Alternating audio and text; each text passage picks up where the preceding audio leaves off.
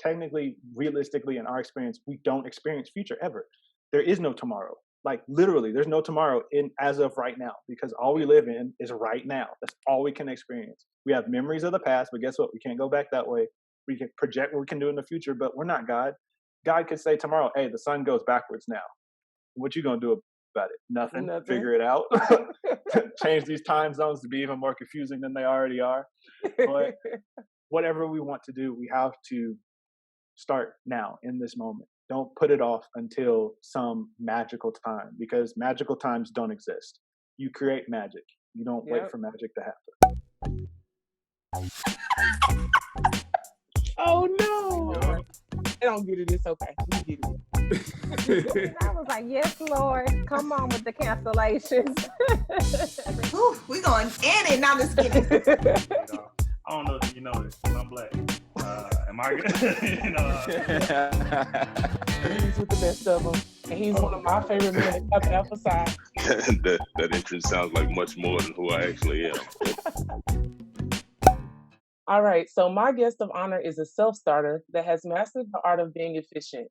He has been a student of productivity for over 8 years. His journey started in college with the desire to learn how to study effectively and get good grades. Learning about effective actions, goal setting, and increasing productivity carried over into his first job working for the largest utility company in Texas.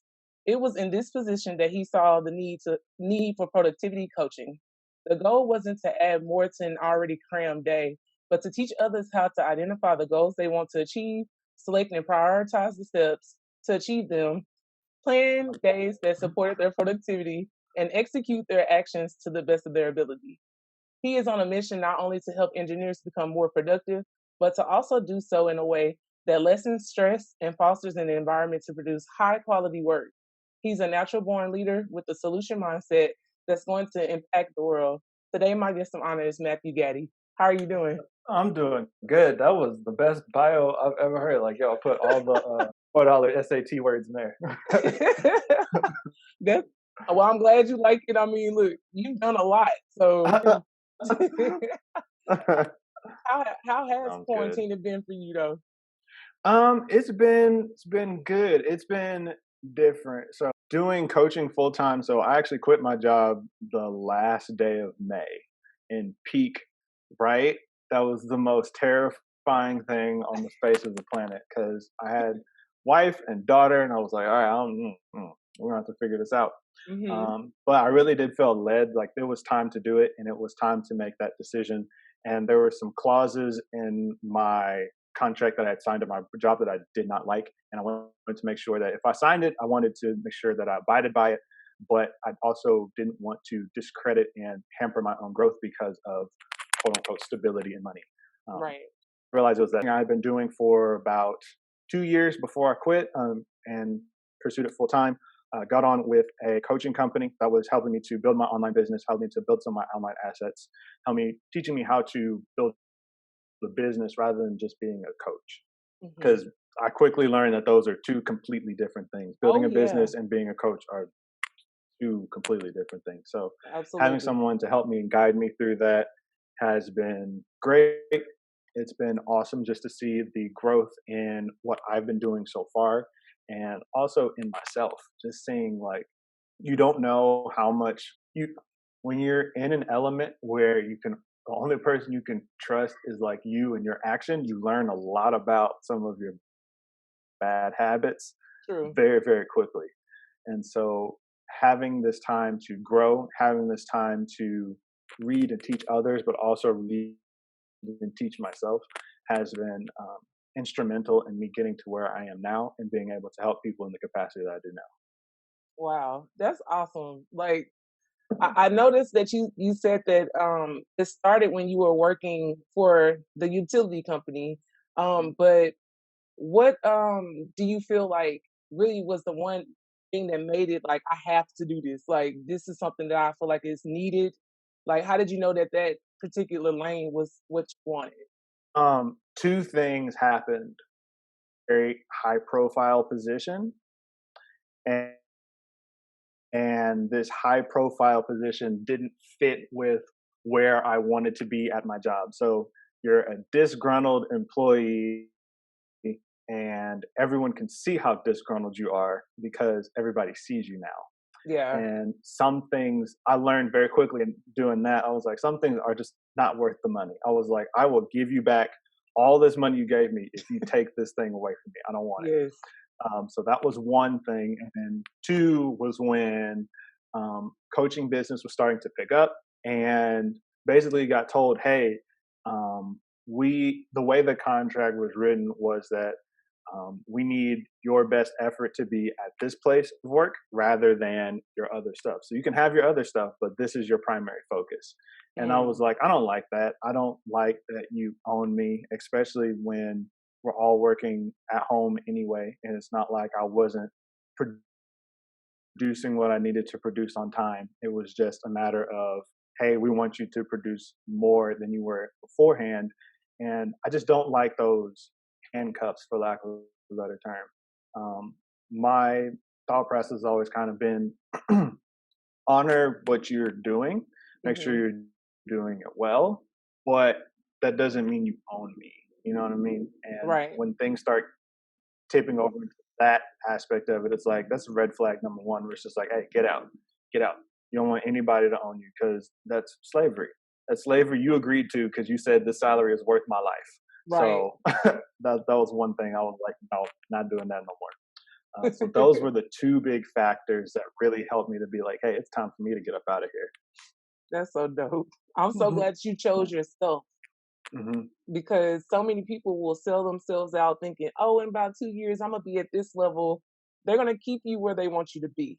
You know, and here's the thing that I'm learning too, is that like entrepreneurship isn't for everybody. That's not a bad thing. And if you know it's not for you, get into whatever position you love and flourish by creating a plan for yourself in that place of work. Because if you don't have a plan for yourself in your place of work, you're living and helping someone else get their plan done. So you need to be the one who says, hey, this is the position I want to get. This is what I need to get to here.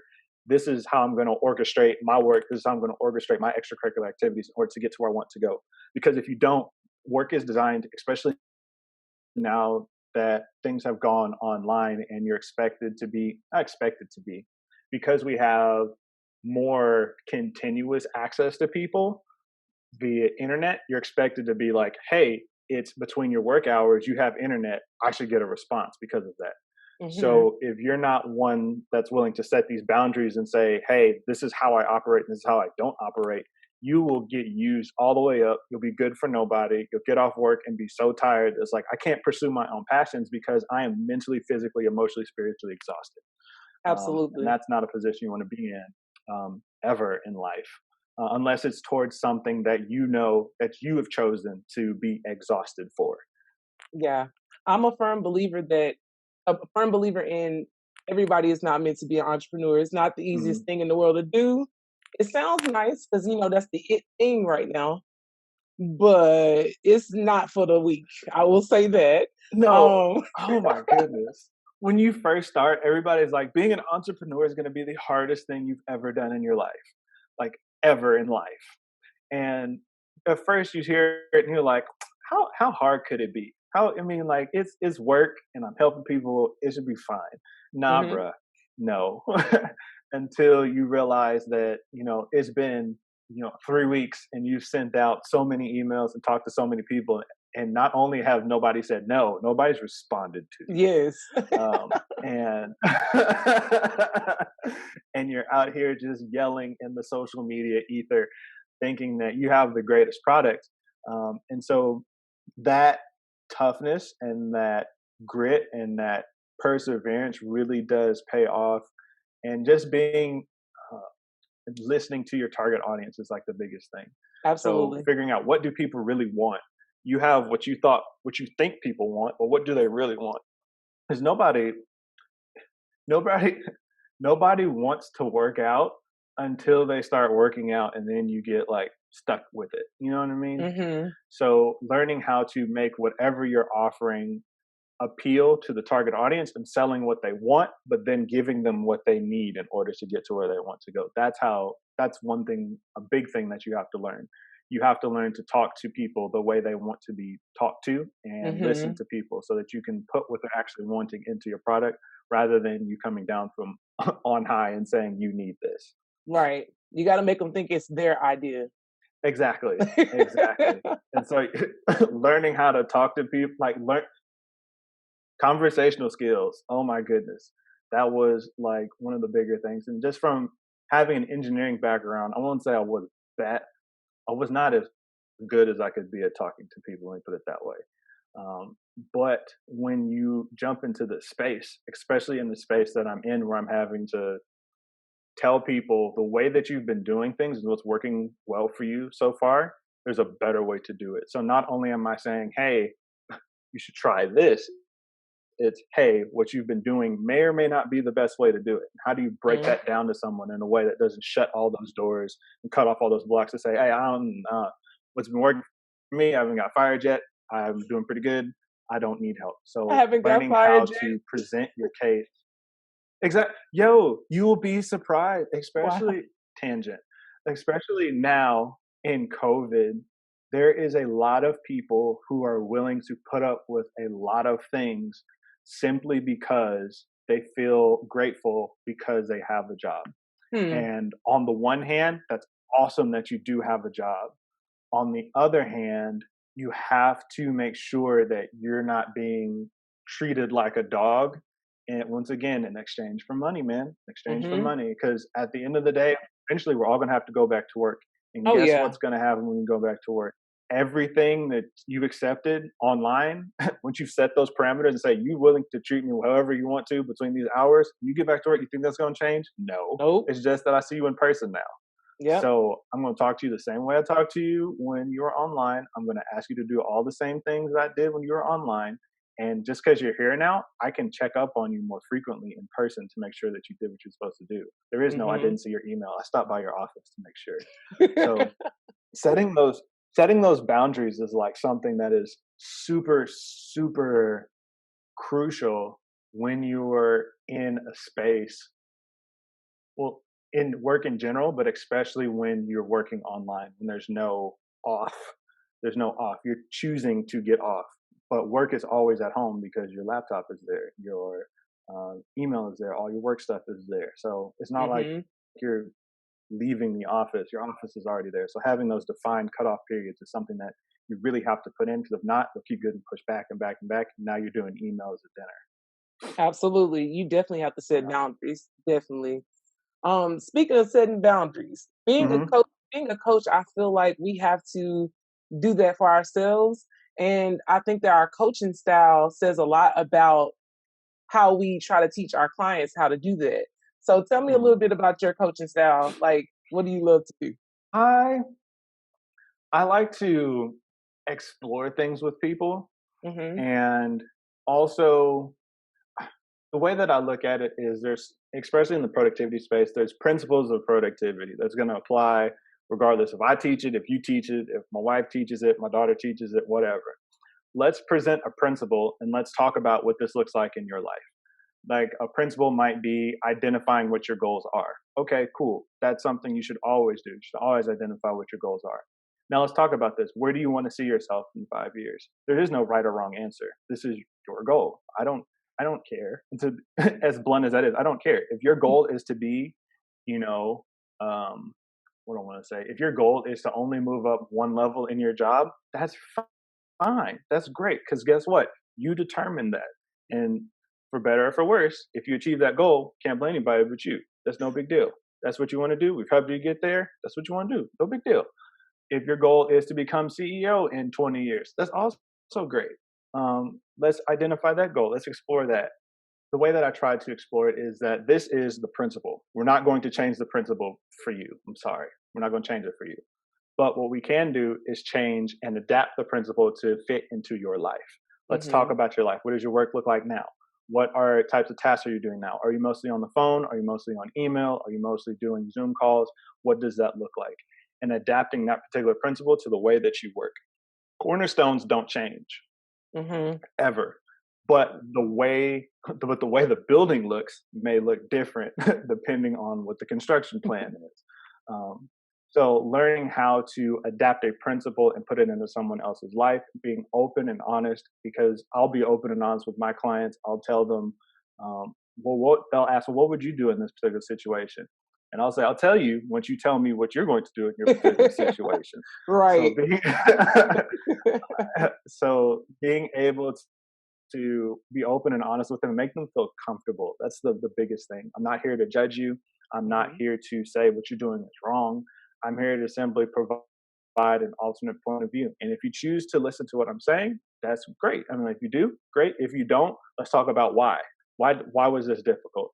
What were some of the blockages that you were having? What was some of the resistance you were having around this particular blockage? Rather than just saying, oh, you were wrong, don't do this, bad boy, whatever.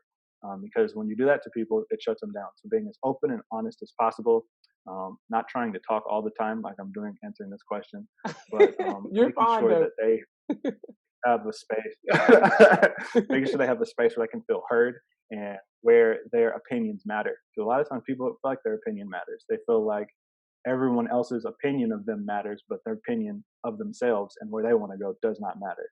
So when you're able to sit down and talk to someone and just say, hey, this is about you exclusively, that's something that can really open up people to what you have to say and make them feel even more comfortable because this person is here to help me. Right. I believe that self-image plays a huge role in the way that people choose to create their goals or like the benchmarks they set, everything. It has a lot to Mhm. do with that. And I wanted to ask Mhm. you for you to tell us a little bit about your background and how you Mhm. feel like it's impacted the person that you are now today. Okay, wow, that's a deep question. So go all the way back. So I went to first grade. I was homeschooled second grade all the way through senior in high school.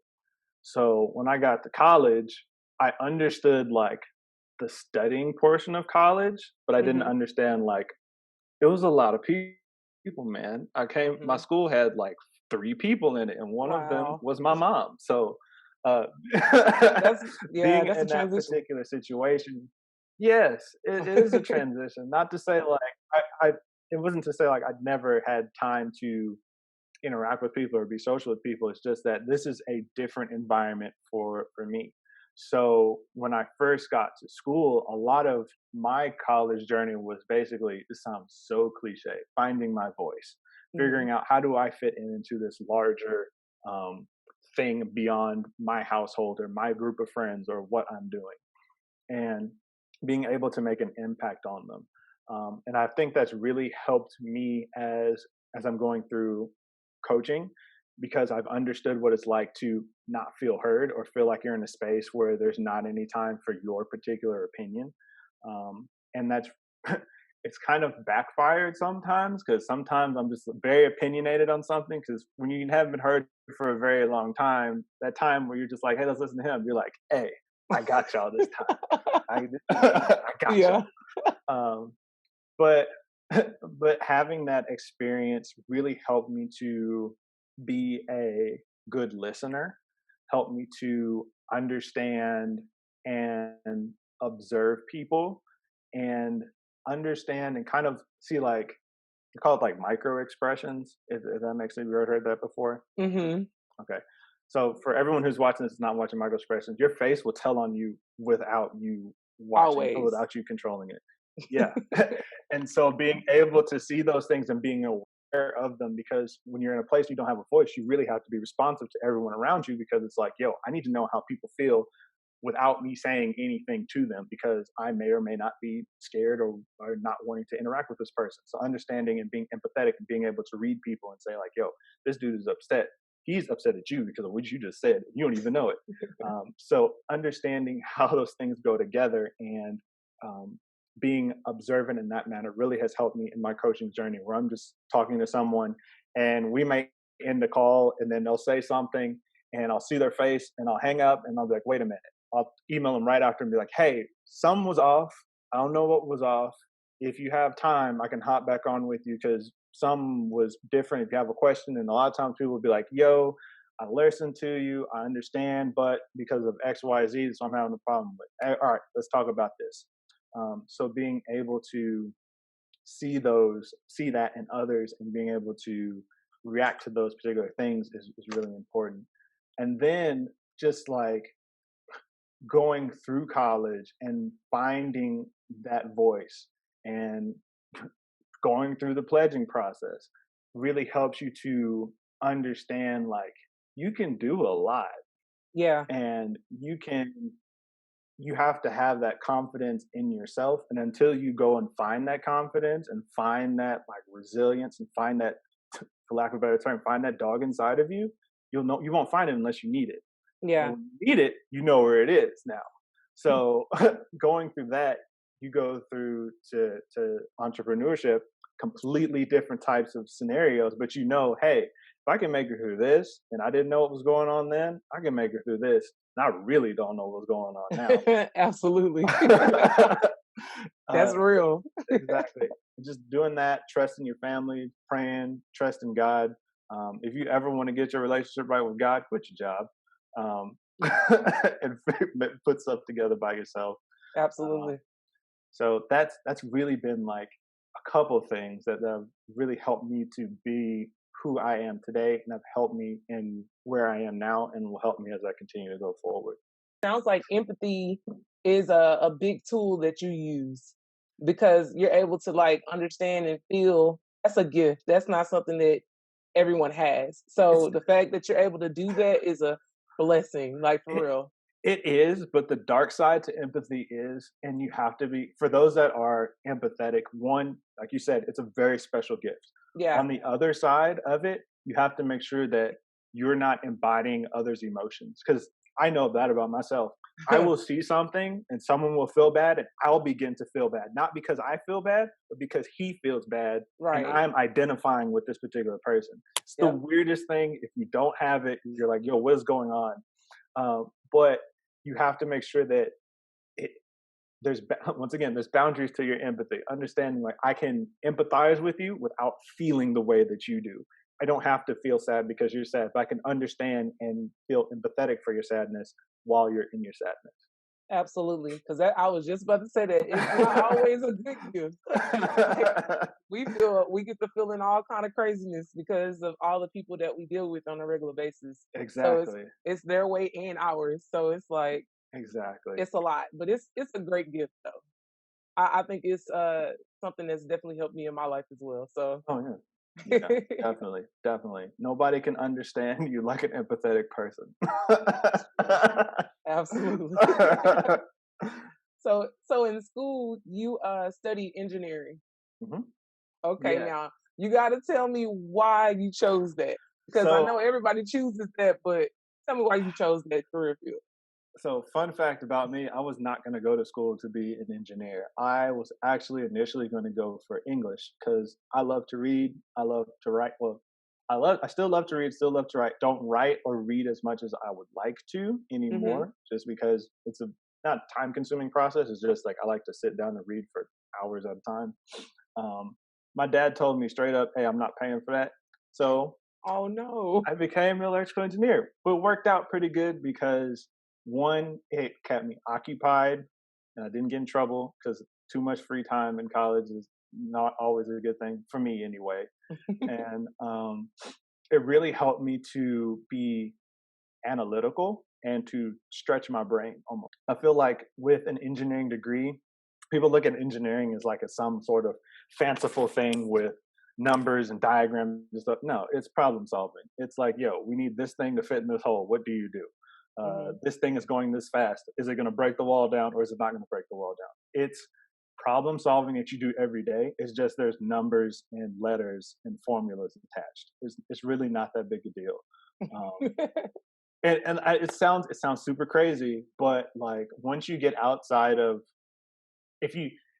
especially electrical engineering, so much of electricity and electrical engineering is so you can't see it at all. So a lot of it is theoretical. And so there's not a real world example for a lot of these things. But the moment you take that out of it, you take the I can't see this out of it, it's like, oh, it's not that bad. You just move this here, you move this here, and you divide it, and then you put the numbers in. We're good. So it it is difficult, but it's not unachievable. So for people that are doing engineering, don't think of it as like math and all kinds of stuff. It's just problem solving. Um, Engineering will help you in so many ways, just to look at things and to understand problems better. I always think that if you have something and you don't know what's going on, but it needs to be fixed, call an engineer. It's going to take them forever and forever to get it done. But when it's solved, it'll be done and you won't have to worry about it anymore. So just learning about, initial conditions, what's actually going on. And this goes into coaching too. Figuring out what's actually going on first. What's happening? We don't want to start just applying things to your life and we don't know what's going on. You could be doing stuff that's good already. You could be just doing stuff that's bad already. Let's talk about what's happening first before we try and change your life. And so using that and then using the principles, the formulas that don't change, essentially the same thing. Wow, let's come with that analogy. Anyway, it's not too difficult. It is difficult. It's not too difficult. It's not unachievable. I encourage anyone who's interested in doing that to, one, talk to someone in the engineering field and see what they do every day, because what you learn in engineering school is not what you're going to be doing at work 90% of the time. So that's a message for y'all. Exactly. pick a job. Don't pick an engineering degree. Pick a job, and then do what you need to do to get that particular job or wherever you want to be, and then work backwards from that, rather than going to mechanical engineering school and being like, oh, I did this, but I needed electrical to get here. Don't do that. You just wasted 4 years of your life, and you have to spend more time learning, trying to get over to that position you wanted, rather than just starting from there and working backwards. Reverse engineering, guys. Exactly. I'm telling you, that has been a story of my life. I feel like that's a philosophy that I live by. Reverse engineer that thing so you can get there. Exactly. It helps so much. And you don't get lost in, I always tell my clients, don't get lost in the sauce. Yeah. You understand, this is where I want to be at. So why not start there and work backwards and just start walking in a random direction and then hoping you get to your destination. You don't do that when you're trying to go someplace in your car that you've never been before. You don't get in your car and try to go to, Wyoming and just start driving. You put it in the GPS. You put your end destination in, and then it calculates that bad boy backwards. Absolutely. Do that with your career. You need a target. You got to have a target. Exactly. You have to. Without a target, it's just aimless action. Don't do that. Yeah, that's how you get yourself in trouble. You talked a little bit about your business, and I want you to tell everybody more about what you do, why they should want to have a coach to help them with that area of their life. Okay. So my business helps ambitious engineers achieve their goals by creating productive days. So we do this through a 4-step framework. First is identifying the goals that you want to achieve, like we talked about, reverse engineering, selecting the tasks that will help them achieve that goal, figuring out what steps do I need to take to get here, once again, reverse engineering, planning those in their day. This is the key point as an aside to this. Plan your days in advance, everyone. Please plan your days in advance. It will give you so much more control over your day. Even if your day doesn't go according to plan, you have a plan to operate from. You can move things around instead of trying to find time. You will never find time. Put time in your calendar, you'll be able to do it. So it's an aside for free. So planning their work days around these tasks. So planning time each and every day to work on these tasks that will help them get to the goals that are identified, and then execute. Making sure that when they're working on these goals, they're working on these goals, working on these goals only. This isn't a time to be multitasking. This is a time to be distracted. Insulating themselves with time blocks and making sure that whenever they're working on those particular tasks, they are putting forth their best effort. And when they're putting forth their best effort in a distraction-free environment, they're able to produce the highest quality work that they can. So why should people get a coach? Because it's hard to see the system when you're in the system.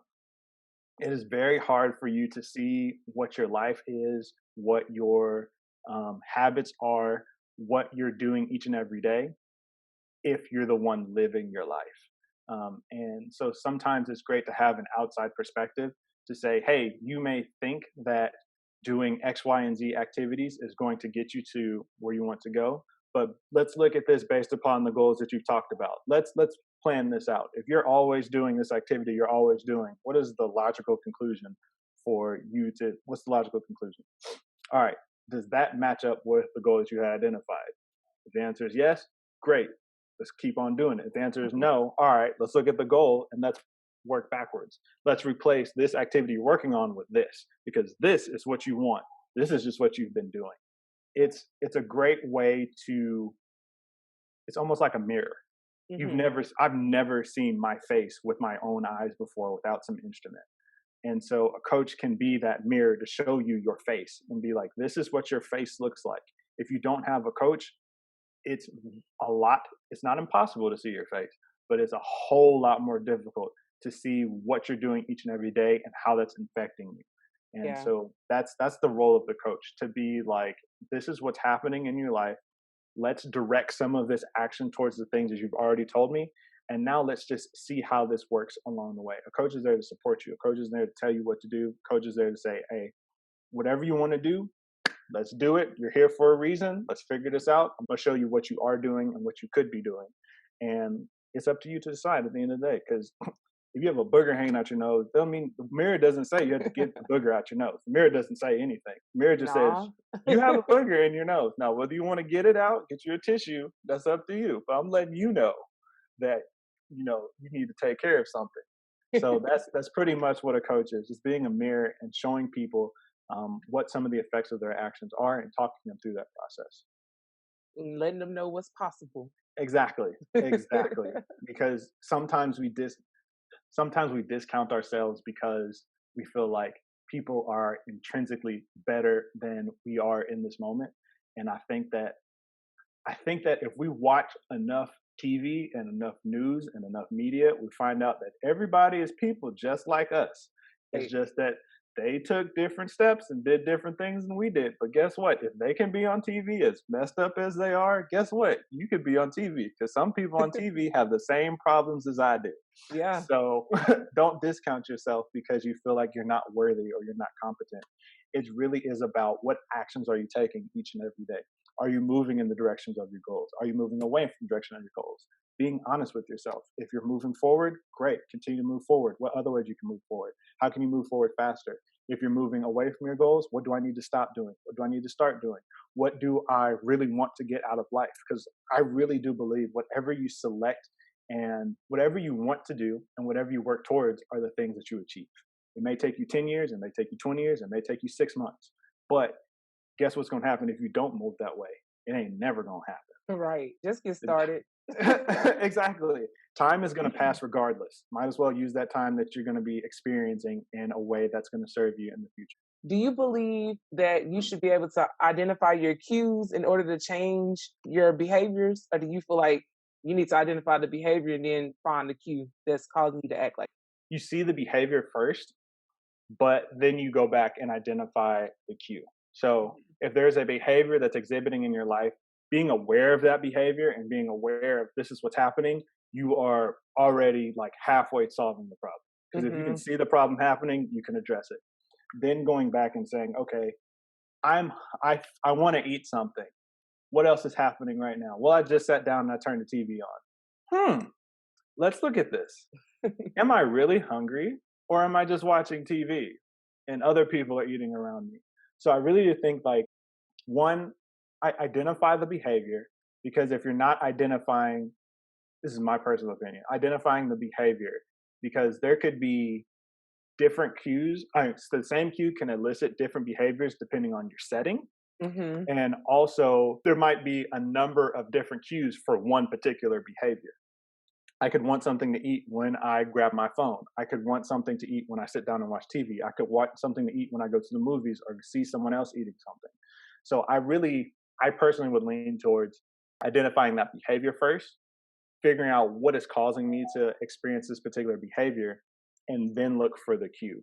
Because if you can identify the behavior and then find those cues, you'll be able to do that in different settings as well. If you're only looking for cues, you'll say, all right, well, I'm not going to watch TV anymore. All right, when you're in a different setting and you're at the movies or something, you smell popcorn, now you're hungry again. You think, oh, well, this is different because I eliminated the cue of watching TV. And it's like, no, the behavior's still there.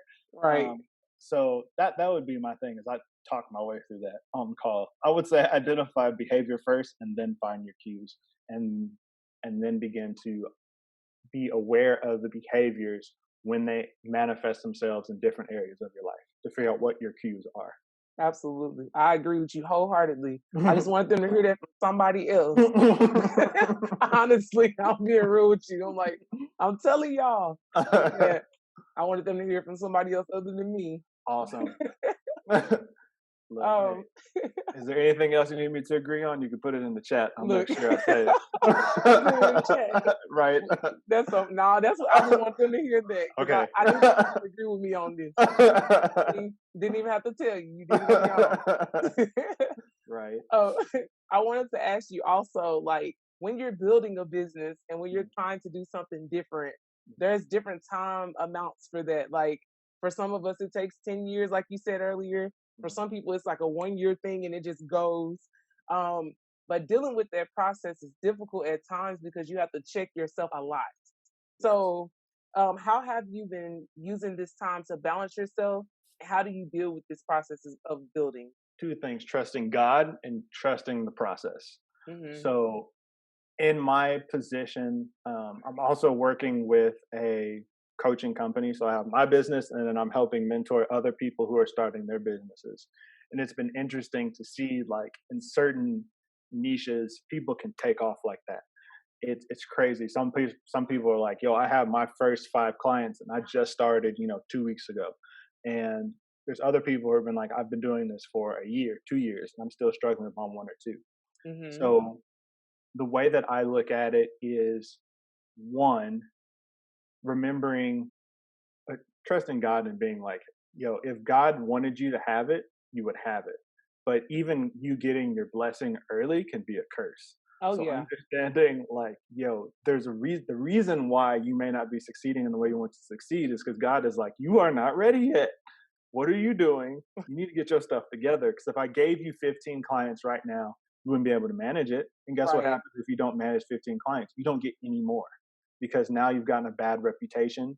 Your name is mud, and you didn't help anybody. So now you've just taken all this money from these 14 people. You've gotten, your 30 grand or whatever. And now that's the only money you will ever get in this business because you weren't ready. And the next part is looking at the process. Am I honestly doing what I need to be doing in order to get the results that I want to have?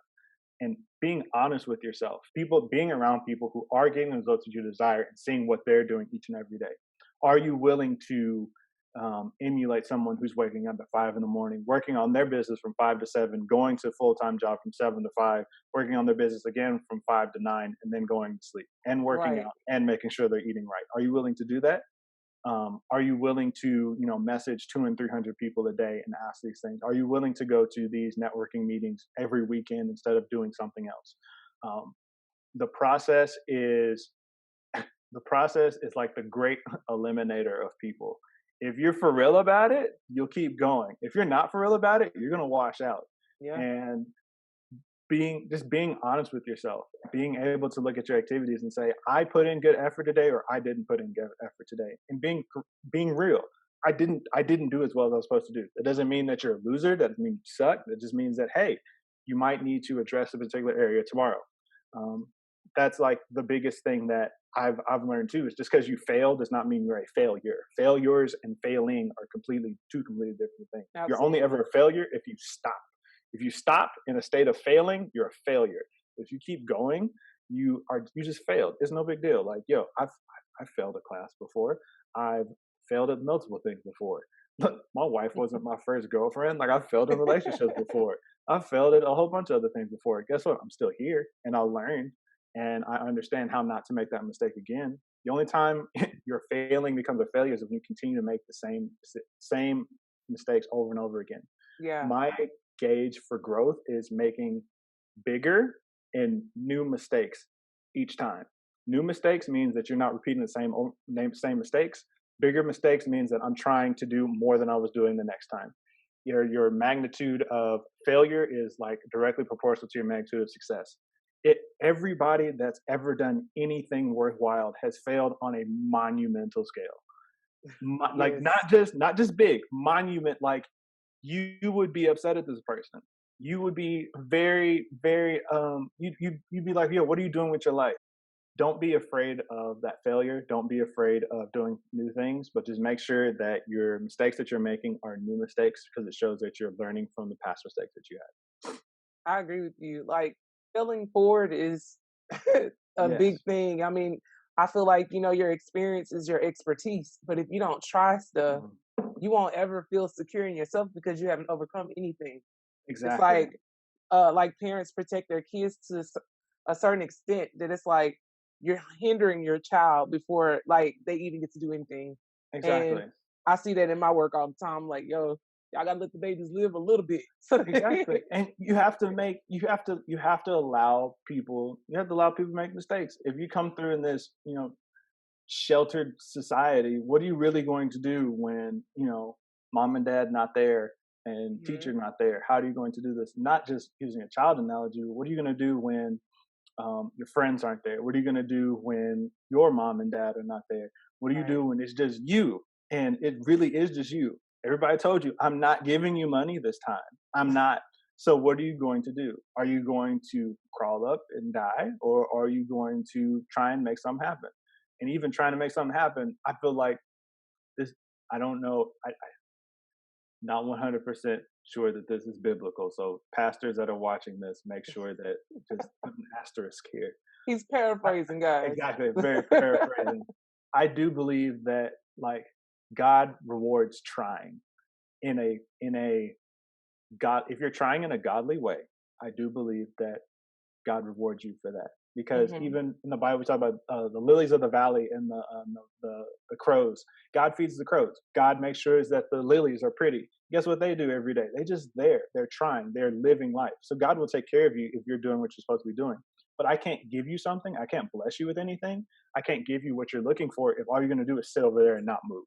If you're going to sit Right. over there and not move, God's not going to just drop food out the sky. You got to get up. You got to go to work. You got to go to Walmart. You got to go buy you some food in order for those things to happen. So sitting down, being too scared to fail is a recipe for complete and utter failure because you're not doing what God required you to do. You're not trying anymore. And God wouldn't put you on this earth if he wanted you to be stagnant. Absolutely.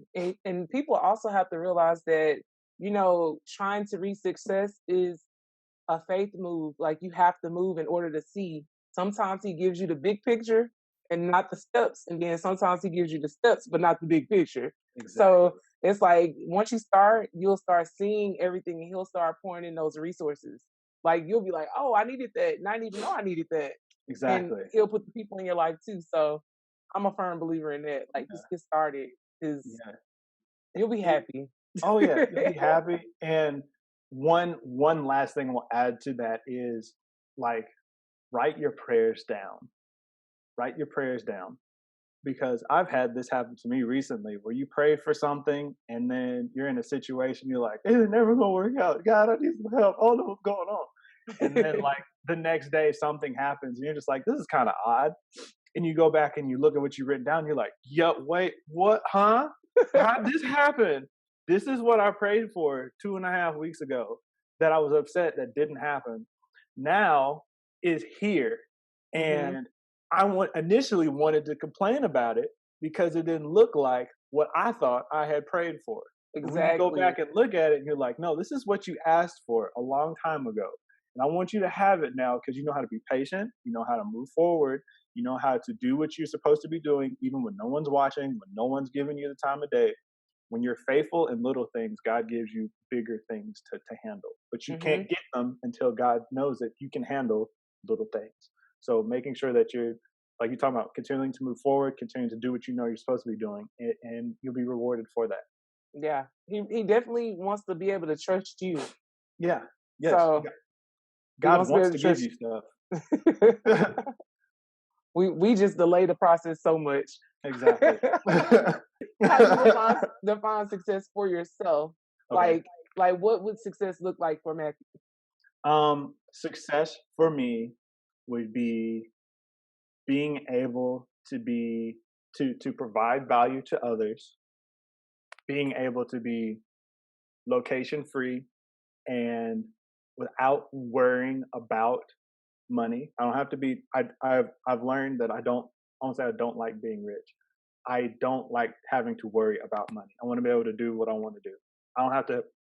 I don't have to have $17 kabillion to do that. But being able to walk in the being able to walk in the purpose that God has put for my life, and making sure that the people around me are blessed because of what I'm able to provide to them. That sounds great, and I love the fact that it's embedded in service, Mm-hmm. Yes. which says a lot about your character because I just feel like whenever you're of service, you will be blessed regardless, and Exactly. you'll learn more about yourself and just be exposed to so many different things because you're putting yourself out there to be of service. Mm-hmm. Yeah. So I love that. So I'm glad Appreciate you have. If you had to say or had to define your philosophy or your why or your Mhm. favorite quote, what would that be? You guys know these deep questions, man. The one that comes to my head is something my mom used to tell me. And it was, if you do what you have to do when you have to do it, you can do what you want to do when you want to do it. All the quotes in my head. That's a good one though. Yeah. That is good. I feel like I think one of my favorites is how you do one thing is how you do everything. I think Mhm. that's how it said. Like, Yeah. so I feel like that's important. Like you need to do everything Exactly. at this level. Don't come down at all. Just try to keep it at that Exactly. level. And those quotes, and especially yours, they're very scalable. It's not about, can I move this whole mountain? It's like, no, can you lace up your shoes properly? Can you Mhm. make sure that you're holding the door and saying please and thank you? Can you make sure that you are being of service to people that are in your immediate area? We Mhm. all like to tangent. We all like to think of success as being something we do over there. Right. Over there. When I get to there, then I will make sure I do all those things. It's like, no, you start building your success where you are. You start, like going back to the business example, you start building your business now. You don't have to quit to start your business. You don't have to, I would advise people not to quit to start the Please business. don't do that. Yeah, don't do that. Get your infrastructure ready. Figure out your target market. Figure out your products. Start building your products. Start talking to your target customer all before you completely make that jump. Because, like you're saying, how you do anything is how you do everything. It starts now. It starts here. If you're doing what you have to do now, you can do what you want to do later. It starts now. We don't, as humans, experience future Mm-mm. ever. We Nope. only experience present. They're technically, realistically, in our experience, we don't experience future ever. There is no tomorrow. Like literally, there's no tomorrow as of right now, because all we live in is right now. That's all we can experience. We have memories of the past, but guess what? We can't go back that way. We can project what we can do in the future, but we're not God. God could say tomorrow, hey, the sun goes backwards now. What you gonna do about it? Nothing. Figure it out. Change these time zones to be even more confusing than they already are. But whatever we want to do, we have to start now in this moment. Don't put it off until some magical time, because magical times don't exist. You create magic. You don't wait Yep. for magic to happen. Absolutely. One of my favorite speakers, Les Brown, always says, he always says like success is basically you going in the direction that you chosen to go in, like towards the goal that you have. And once you start, you're successful already. And I Exactly. definitely agree with him because I'm like, you're gonna build up this like expectation of what success is while you're working, and then you're gonna get over there and it's not gonna even be what you thought it was Exactly. gonna feel like, and then you're gonna be like, I failed. Just like you Exactly. said earlier. So I think it's very important to go ahead and like feel those feelings now Mhm. and trust it as you're going through it, and it'll help you. It'll help you get to the Exactly. other side. And learn to enjoy that journey. Learn the Yes, journey. Learn from the journey and enjoy the journey, because the journey is absolutely. where the good things happen. As Hmm. weird as that sounds, as much as I wouldn't want to listen to myself 5 years ago if I said that, I'd be like, yo, who is this dude? He don't know my life. The journey is the best part of the process. The destination is just like, I don't even really think we ever get to destination. We're Mm-mm. people, and our thoughts are always expanding. And the moment you get to where you thought there was, you're gonna be like, ooh, if I can get to here, I know I can get to there. You even get to enjoy the destination like that. So learn to enjoy the journey, because the journey is where growth has happened. The journey is really where you begin to become the person who you need to be in order to get and move towards the goals that you have set for yourself. You just answered my questions I was going to ask you. Like, like, do you believe purpose is a journey or a destination? But you just answered it, so it's all Definitely. good. Exactly. See, I didn't. So you didn't put that in the chat this time. So I you did not didn't. cheat. I You didn't didn't. cheat. He We're just answered it on the for me same though. page. I know that you said you like to read. Mhm. So is there any people that you would suggest that we should read up on, or any authors that you love the most? I would suggest reading Ray Dalio's Principles.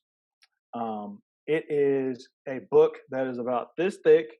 To be honest, don't read the first section. Start in the second section, read sections 2 and 3, and then go back and read section 1. Ray Dalio runs an investment firm called, I think it's Blackwater or Black Ridge Investment Fund, and for the past 20 years, they've been at the top performer. They're doing like 30 and 40% like every year. Ridiculous number, ridiculous returns. Wow. And the way that he structured his company is around principles. He doesn't have it where people are going around and creating and rethinking the wheel each and every time. He's established rules for how they operate, and every idea, regardless of where it comes from, inside of his company is vetted based upon these principles that he's established. So if I get hired tomorrow, my idea and my suggestion of what we should do is valued just as much as his. It's just that they're both evaluated first based upon the principles and who we are and what we've been exposed to. And that book really helps you to understand principles in your own life. Mm-hmm. Because principles, while they are difficult to sometimes come up with because you have to go through several life experiences, once that principle has been set, it makes decision making that much faster. Absolutely. If you make a principle that says, I don't eat after 7. If something happens and it's like 7:15, you say, no, I don't eat this. You don't have to worry about it. It's just, I don't do this. I'm going to give y'all maybe 2 more. Mm-hmm. The first of the 2 would be for men called,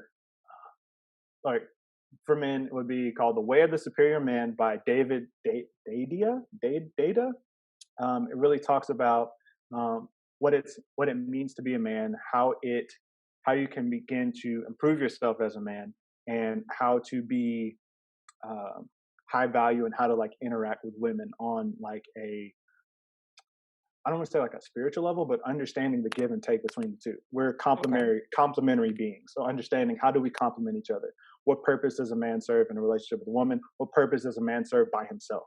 And that's something that I would really encourage everyone to do, even if you're not looking to be in a relationship right now or not in a relationship right now, utilizing that time to say, what should I be doing now in order to become who I want to become, regardless of if this partner comes or not? What should I be doing? Because don't be waiting around for something that may or may not ever happen. How can I continue to build myself? And the very last one would be Think and Grow Rich by Napoleon Hill. It's a super staple in the personal development space. It's probably one of the first 2 or 3 books I read, and when I started being like, let me be intentional about making myself a better person, really opened your mind to some of the tactics that go into growth and you becoming who you want to become. It is a little antiquated. Some of the examples are all like, from 1920 something, but the principles that they're talking about still apply. They're still principles that apply in 2020, as crazy a year as this is, as they did in 1920, after the Depression. Yeah. So those 3 would be the top 3 I can think of right now. Okay. My encouragement would be to everyone, whatever you're interested in, find a book about it. Because as different as we all are, there's someone who's written a book about whatever you want to know about. Absolutely. Read the book, because you can read, books are a culmination of someone's experience. So you can take 20 years, whatever it took this person, 20 to 30 years, especially if it's like an autobiography or something, those are the best. This person lived for 87 years. Their entire knowledge of 87 years is curated, boiled down to the most important points for you. And all it's going to take you is 4 hours to learn. You can get 87 years of good information in 4 hours. Wisdom. That's better than the stock market. Stock market returns aren't that good. So whatever you're interested in, whatever area you want to grow in, find a book about it, find multiple books about it, read about someone who agrees with it, read about someone who doesn't agree with it, come to your own decision. And just having that information in your head, even if you don't consciously memorize it, it will affect your decision making and move it more in line to what you've read. So that would be my encouragement for everybody. My last question will be, Mhm. if you knew then what you know now, would you change anything? The cool answer to say is no, because it makes me who I was. And then the real answer is yes. Yes, I would change it. Me going back to talk to me, and like when I was first going into college, I would have to beat myself over the head with it. Be like, look, this is going to suck, but Hmm. you're going to do it. I would tell them there's certain things like don't do this, don't do Yeah. this. It's gonna cause you, irreparable, heartache and too much time and too much money. But certain things it'd be like, yo, this is gonna suck, but I need you to do it. Now, whether if I listen to me, that's the real question. Do I listen to me? I'll be like, yo, you don't have hair. I have hair now. So why should I listen to bald headed Matthew? Because you've obviously been making bad decisions. So I think the answer is yes and no. In fact, to be completely honest, I do think that if I was given that opportunity to go back, I probably wouldn't even tell him anything other than be like, yo, invest in Apple or something. I mean, like Right. that would have been it. I I wouldn't give wish. him exactly. I That would wish have I been the did. only thing. And then everything else I'd have been like, you need to figure this out for yourself. You really do. You I have to figure wish. this out. Gosh. So What? Oh, bonus, real quick. yeah. You have to tell me the impact the missus has made in your life, the impact your wife has made in your life. The way my wife's relationship in my life has been it's been great overall. There's always gonna be those times where it's just like, yo, I don't understand you. I don't understand the way you think. I don't understand the way your mind is working. I think we're just saying it's stupid, to be completely honest. It makes no sense to me, but I love you, so I'm going to do it anyway.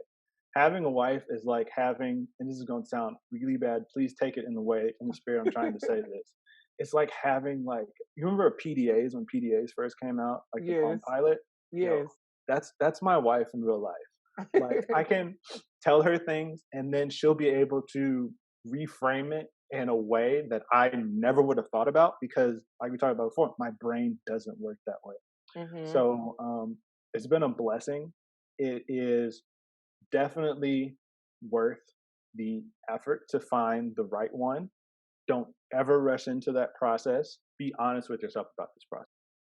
People, when you get married, it should be an addition to your life rather than I'm doing this because I need to feel whole.